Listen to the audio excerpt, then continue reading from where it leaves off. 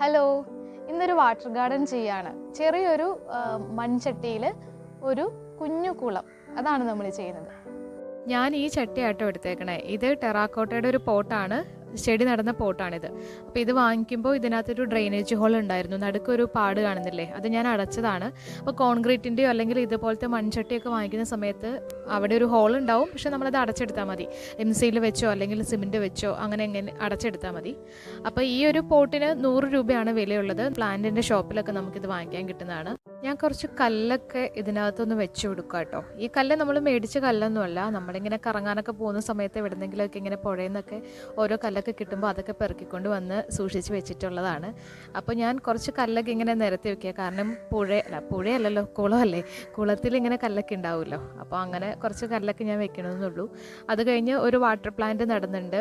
വെറുതെ വേറൊരു ചട്ടിയിൽ ഞാൻ ആ ചെടി നട്ടിട്ടുള്ളതാണ്. അത് ഇതിനകത്തേക്ക് ഇറക്കി വെച്ചിട്ട് കുറച്ച് വെള്ളം ഒഴിക്കുന്നു. കുറച്ച് വെള്ളം ഒഴിച്ചതിന് ശേഷം നമ്മൾ വേറെ വാട്ടർ പ്ലാന്റ്, വെള്ളത്തിൽ പൊങ്ങിക്കിടക്കുന്ന ഫ്ലോട്ടിംഗ് പ്ലാന്റ്സ് ആണത്, വാട്ടർ പ്ലാന്റ്സ്, ജയന്റ് ഡക്വേഡ്. അപ്പോൾ ആ ഒരു പ്ലാന്റ്സും കൂടെ ഇതിലേക്ക് ഇട്ട് കൊടുക്കുന്നു. അത്രയും മാത്രമേ ചെയ്യുന്നുള്ളൂ. ഒരു ചെറിയ വാട്ടർ ഗാർഡൻ.